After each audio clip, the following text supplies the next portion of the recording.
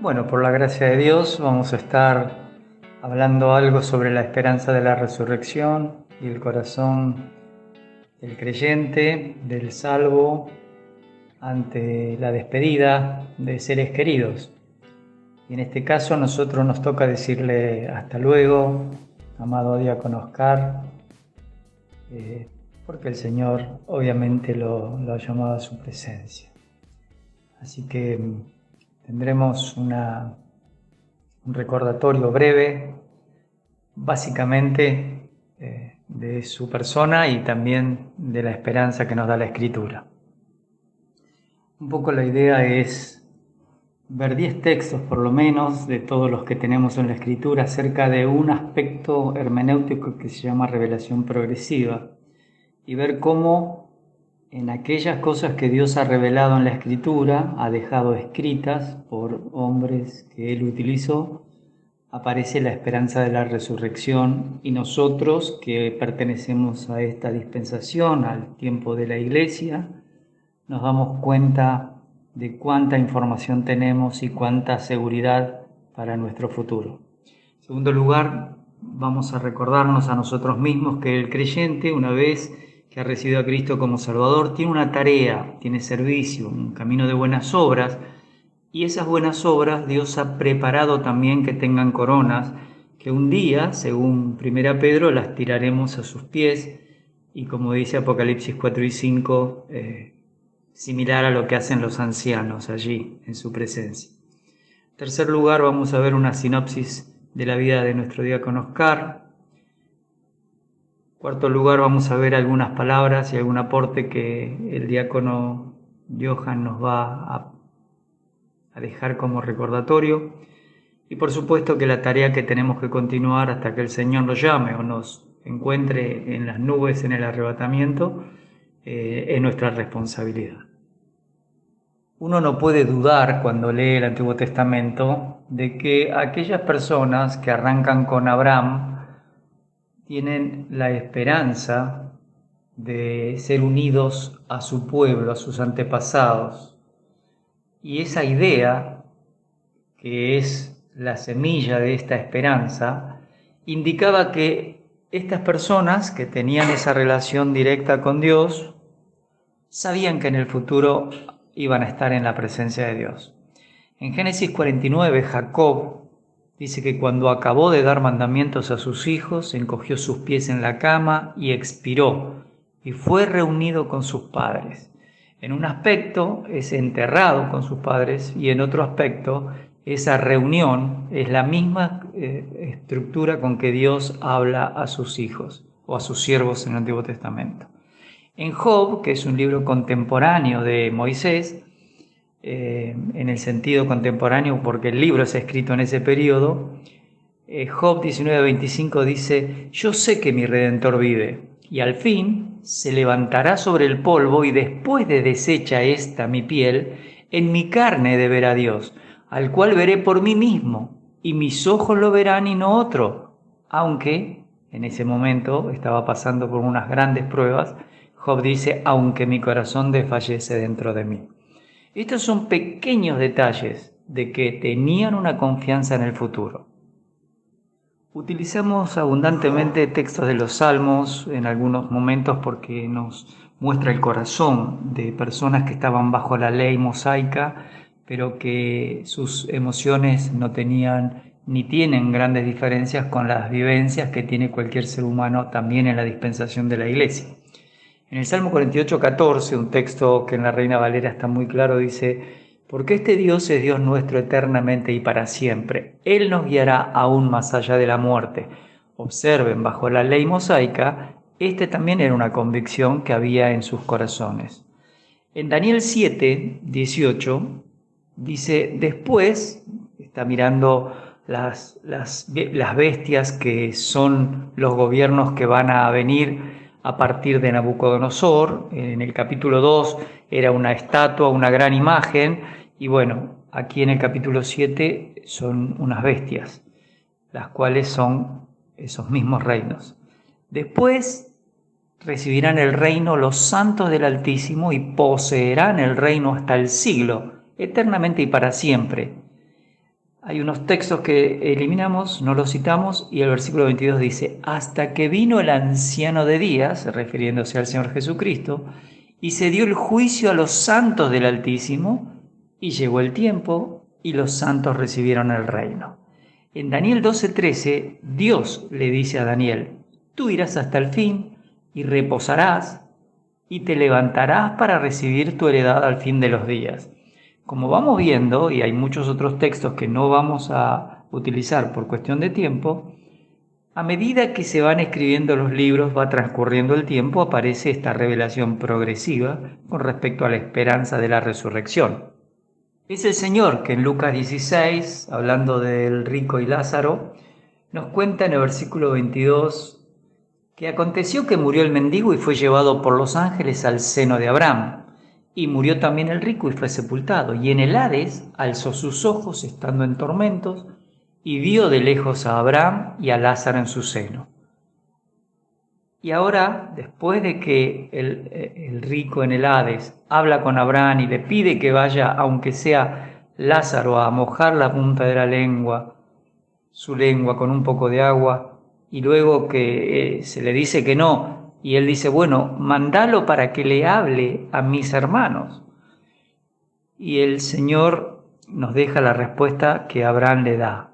Además de todo esto, le dice, una gran cima está puesta entre nosotros y vosotros, de manera que los que quieren pasar de aquí a vosotros no pueden, ni de allá pasar acá. Así que el Señor en Lucas 16 nos cuenta una historia muy especial que nos alumbra mucho más el entendimiento. En el lugar donde van los muertos, llamado Hades en griego, hay dos espacios, uno para los que no han tenido una relación con Dios y otros para los que sí la han tenido. El Señor tenía un amigo llamado Lázaro y cuando él muere, le dan el aviso que está muy enfermo y que está para morir, y él se queda 3 días más. Luego va con los discípulos y antes de entrar en la ciudad, Marta le sale al encuentro. Y Jesús charlando le dice a Marta, tu hermano resucitará. Y Marta le dice, yo sé que resucitará en la resurrección, en el día postrero. Pero le dice el Señor Jesucristo, yo soy la resurrección y la vida. El que cree en mí, aunque esté muerto, vivirá. Y todo aquel que vive y cree en mí, no morirá eternamente. ¿Crees esto? Le dijo Marta, sí, Señor, yo he creído que tú eres el Cristo, el Hijo de Dios, que has venido al mundo. Ahora es el Señor Jesucristo el que está diciendo que la resurrección y la vida pasa por Él, el que cree en Él. Y esto es mucha más información de la que tenía seguramente algún santo del Antiguo Testamento. El apóstol Pablo en 1 Corintios 15, del 51 al 58, nos dice, he aquí os digo un misterio, no todos dormiremos, pero todos seremos transformados. Este todo se refiere a los creyentes que allí en Corinto no estaban muy seguros con respecto a lo que se habían creído y lo que se les había predicado de la resurrección, porque la filosofía romana y griega contenían algunas dudas con respecto al cuerpo posteriormente a la muerte. Entonces el apóstol dice, en un momento, en un abrir y cerrar de ojos, o como dice en griego, en un abrir de ojos que están cerrados, a la final trompeta, porque se tocará la trompeta y los muertos serán resucitados incorruptibles, es decir, aquellos que nos anteceden a pasar a la presencia de Dios van a ser primeros en resucitar, con un cuerpo incorruptible. Pero nosotros, dice, seremos transformados, obviamente, en otro cuerpo incorruptible.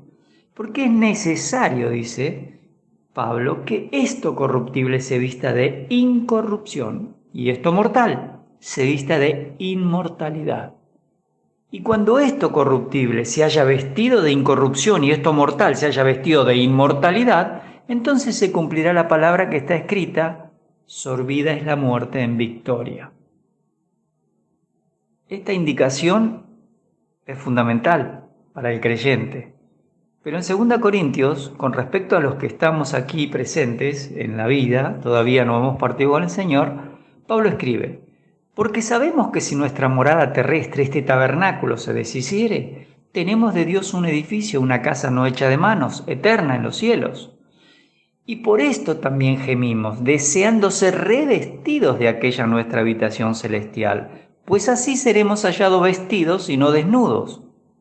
Es decir, cuando el creyente pierde esta morada terrestre, es sepultada, este cuerpo, esta estructura corruptible que tenemos de Dios otro edificio, otro cuerpo no hecho de manos, que es eterno, que está en los cielos. Y Pablo dice, gemimos deseando ser revestidos de aquella nuestra habitación celestial. Porque asimismo dice, los que estamos en este tabernáculo, en este cuerpo físico, gemimos con angustia, porque no quisiéramos ser desnudados de este cuerpo terrenal y estar desnudos, sino quisiéramos ser revestidos para que lo mortal sea absorbido por la vida. Es decir, qué ideal sería, dice Pablo, que en vez de pasar por la experiencia de la muerte, donde nuestro cuerpo terrenal duerme y nuestra alma y nuestro espíritu va a la presencia de Dios, sería ideal que sea al revés, que el Señor venga a buscarnos y nos encontremos con Él en las nubes. Entonces automáticamente pasamos de estar en este tabernáculo que es corruptible e inmortal a uno que es inmortal y que va a ser incorruptible. Y dice, mas el que nos hizo para esto mismo es Dios, para cualquiera de estas dos situaciones, quien nos ha dado las arras, la primer cuota, el compromiso divino de que vamos a estar para siempre en su presencia. Pablo continúa diciendo, así que vivimos confiados siempre, y sabiendo que entre tanto que estamos en el cuerpo, en este cuerpo, estamos ausentes del Señor.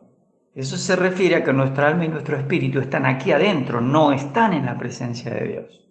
Solo el misticismo hace creer que alguien sale del cuerpo y va a encontrarse con el Señor. Las filosofías orientales han influenciado en este concepto. Dice el versículo 7, porque por fe andamos, no por vista. No estamos viendo al Señor, estamos caminando por fe en su palabra, por fe en que mientras estamos en el cuerpo, también tenemos la promesa de estar un día en su presencia. Pero confiamos, dice Pablo en el versículo 8, y más quisiéramos estar ausentes de este cuerpo que tenemos y estar presentes con el Señor. Por tanto, dice, procuramos también, o ausentes, o presentes, vivir de tal manera que les seamos agradables. Porque es necesario que todos nosotros comparezcamos ante el tribunal de Cristo, para que cada uno reciba según lo que haya hecho mientras estaba en el cuerpo, sea bueno o sea malo. En 1 Tesalonicenses, el apóstol también nos va a dar más revelación en esto que se llama en hermenéutica revelación progresiva. Tampoco queremos, hermanos, que ignoréis acerca de los que duermen, es decir, aquellos creyentes que habían pasado a la presencia del Señor, su alma y su espíritu, pero sus cuerpos estaban enterrados. Para que no os entristezcáis como los otros, como aquellos que no conocen estas verdades, que no tienen a Cristo como Salvador, porque ellos no tienen esperanza. Porque si creemos que Jesús murió y resucitó, así también traerá Dios con Jesús a los que durmieron en Él. Por lo cual os decimos esto en palabra del Señor, que nosotros que vivimos, o que estemos viviendo, que habremos quedado hasta la venida del Señor, no precederemos a los que durmieron, porque el Señor mismo, con voz de mando, con voz de arcángel y con trompeta de Dios, descenderá del cielo y los muertos en Cristo resucitarán primero. Así que aquellos que han partido, como nuestro hermano Oscar en el día de hoy, ellos van a resucitar primero. Luego nosotros, dice Pablo, los que vivimos hoy, los que hayamos quedado, seremos arrebatados juntamente con ellos en las nubes. Con ellos son aquellos que durmieron, que ya partieron, que sus cuerpos duermen y su alma y su espíritu están en la presencia de Dios. Seremos arrebatados juntamente con ellos en las nubes para recibir al Señor en el aire y así estaremos siempre con el Señor. Por tanto, alentaos los unos a los otros con estas palabras. Obvio que No está diciendo Pablo que no nos entristecemos por alguien que se nos va. Obvio que no está diciendo que no hay que llorar porque se van y los perdemos por un tiempo de vista. Está hablando de otro tema. Y el corazón del creyente, aún con la esperanza de ver al Señor otra vez y a los que han partido, siente el alejamiento temporal del cuerpo, del alma y del espíritu de ese hermano. Pasamos ahora al tema del servicio del salvo. Según Efesios 2, 8 al 10, dice: porque por gracia sois salvos por medio de la fe, y esto no de vosotros, ni la salvación ni la fe, pues es un don de Dios, no por obras, para que nadie se gloríe.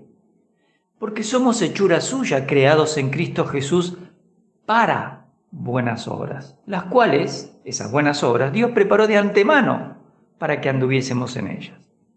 Antes de que Dios nos llamara para la salvación, había unas obras que preparó de antemano para que andemos en ellas. Cada uno de nosotros. No hay excusa. Así que el servicio que hace el creyente es por algo que Dios quiere que haga, no porque Él quiere. Y Dios va a poner el querer como el hacer por su buena voluntad, para que hagamos esas buenas obras. Por supuesto que el servicio del creyente no es un servicio del cual no va a recibir recompensa.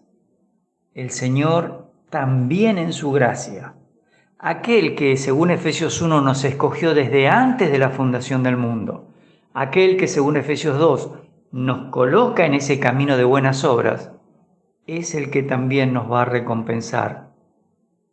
Por lo menos 5 de esas coronas están claras en la Escritura.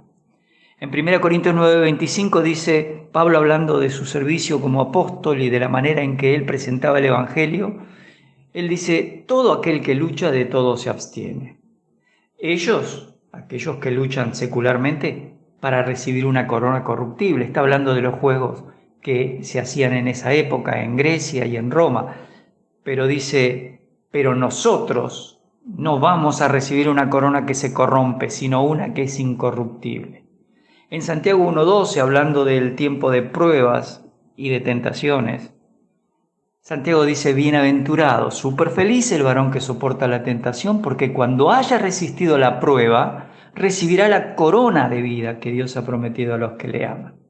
Así que aquellos que aman al Señor, que pueden soportar las posibilidades de resistir una prueba y son triunfantes, entonces hay una corona que se llama corona de vida. En 1 Tesalonicenses, Pablo dice: porque ¿cuál es nuestra esperanza o gozo o corona de que me gloríe? ¿No lo sois vosotros delante de nuestro Señor Jesucristo en su venida? Así que las personas que recibían a Cristo como Salvador, que podían crecer en la vida cristiana y hacer un servicio para obtener coronas, eran también una corona para, en este caso, el apóstol que había llevado el Evangelio, como lo es para cada creyente que hace una tarea de edificar a los hermanos, de llevar el Evangelio a personas que no conocen a Cristo y que ellos lo reciben como Salvador. En 2 Timoteo 4:8, Pablo se está despidiendo de Timoteo. Ha sido encarcelado nuevamente y sabe que no va a salir de allí. Pero le dice a Timoteo, dentro de las indicaciones que le da para el ministerio que él tenía que seguir haciendo: por lo demás me está guardada la corona de justicia, la cual me dará el Señor juez justo en aquel día, y no solo a mí, sino también a todos los que aman su venida. Fíjense que aquellos que esperan la venida del Señor, que hacen el ministerio cuidando la doctrina, cuidando el Evangelio de la gracia, tienen una corona de justicia. Y 1 Pedro 5, hablando de los pastores y de los jóvenes que se someten, dice: cuando aparezca el príncipe de los pastores, vosotros recibiréis la corona incorruptible de gloria. Así que, a lo menos, vamos a encontrar estas 5 coronas en nuestras Biblias.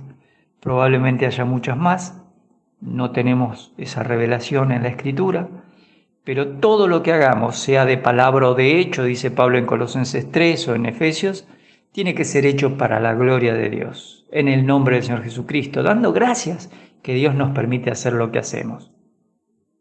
Y tenemos que hablar de nuestro diácono, Oscar, quien nació el 16 de febrero del 44, conoció a Cristo como Salvador personal en abril del 68, se bautizó allí en febrero del 69 y luego se casó con María en febrero del 69. Y esta es una de sus fotos. En esta diapositiva lo vemos con sus hijos, Gabriel el mayor, creo que le sigue David, Adrián y Rubén el más pequeño, en su casa en estos últimos años. Aquí vemos a Oscar en uno de sus últimos cumpleaños con sus nietos. Por supuesto nos falta Fiorella, la más pequeña, hermana de Olivia, pero está Martina, Luca y Felipe aprovechando para celebrar con una torta de cumpleaños.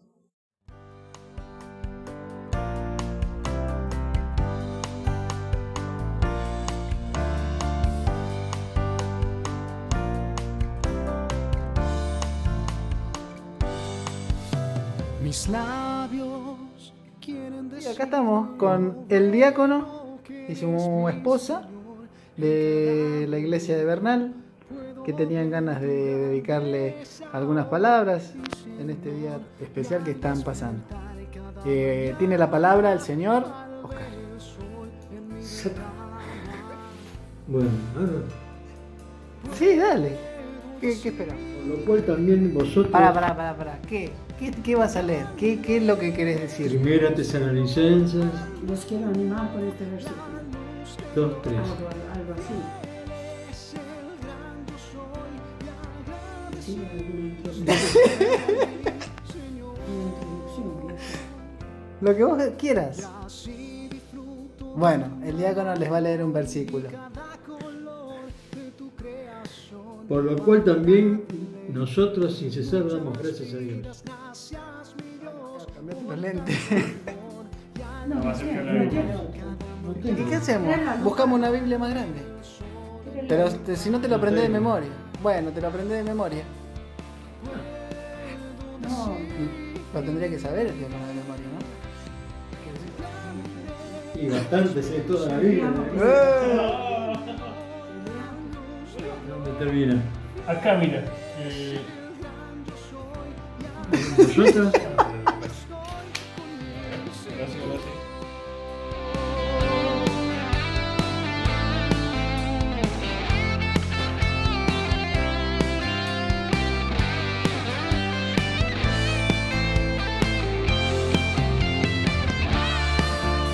Hoy puedo decir, grande es mi Señor, al mundo la luz me dio, fiel es el gran yo soy, agradecido estoy con mi, grande es mi Señor, al mundo la luz me dio, fiel es el gran yo soy, y agradecido estoy con mi Señor. Y agradecido estoy con mi Señor.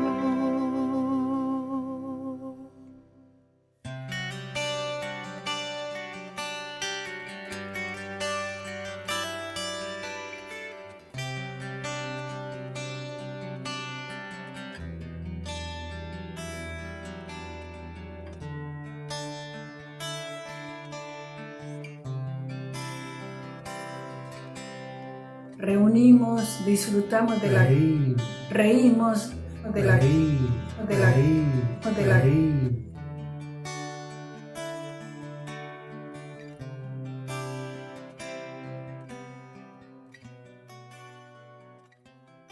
Bueno, yo los saludo deseando verdaderamente que en estos 17 años en la obra, en el camino del Señor, tengan muchas bendiciones y Dios los anime a seguir continuamente luchando por el Evangelio de Cristo. Bueno, ¿algo más para agregar, Oscarcito, diácono? ¿No? ¿No quieren? Aquí lo tenemos a Oscarcito saludándonos con su Biblia. y estamos en la iglesia allí en Plátanos, en el local que hace muchos años empezó con otros hermanos y está también festejando su cumpleaños, así que el cumpleaños de la iglesia, mejor dicho, 34 aniversario. Y estamos ahí con Adrián y por supuesto, ¿qué le decimos a Oscar? Hasta luego, Oscarcito. Gracias, amigo. Y obviamente tenemos un gran agradecimiento y compromiso con el Señor y al Señor por lo que hemos compartido con Oscar en el ministerio estos años. Y la visión siempre es seguir adelante con la obra en la iglesia local que el Señor nos mostró. Seguir desarrollando aquellas cosas que pueden ayudarnos a cumplir la misión, que tiene una triple tarea y que nunca vamos a abandonar ni vamos a dejar de enseñar. Que tenemos una responsabilidad hacia Dios en primer lugar, adorarlo por lo que Él es y por lo que nos ha permitido llegar a conocerle. Y tenemos una tarea hacia los hermanos, que es edificarlos, más allá de que nuestra tarea sea reconocida o no, es una tarea que debemos hacer y no podemos cambiar. Pero también hacia el mundo tenemos que evangelizarlo. Por aquel lado donde vayamos, vamos llevando el evangelio. ¿Cuál es nuestra gratitud? Bueno, gracias Señor porque nos diste en este tiempo Oscar. Hemos disfrutado de su persona, de su servicio, de su familia. Tenemos la seguridad de que nos vamos a ver pronto todos en su presencia. Dice Apocalipsis 13:8, yo conozco tus obras, he aquí he puesto delante de ti una puerta abierta, la cual nadie puede cerrar, porque aunque tienes poca fuerza, has guardado mi palabra y no has negado mi nombre. El Señor les bendiga.